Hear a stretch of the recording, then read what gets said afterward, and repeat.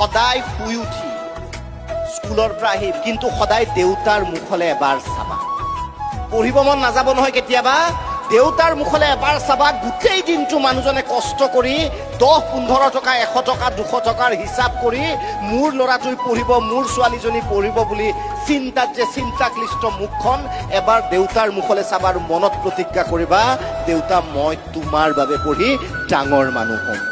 বিশ্বাস কৰা, কোনো ৰিল চাব মন নাযাব তেতিয়া। মাৰ মুখখনলৈ এবাৰ চাবা।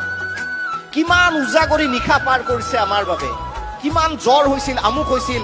আমাৰ অকণমান গা বেয়াৰ লগে লগে মায়ে গোটেই ৰাতি নোখোৱাকে আমাৰ সৈতে আছিল আৰু পুৱা 5 বা 6 বজাত হয়তো দেউতাক কামলৈ যাবলৈ বা যি কাৰণে ৰাতিপুৱা খাদ্য তৈয়াৰ কৰি দিছিল চকুত টোপনি থৈ।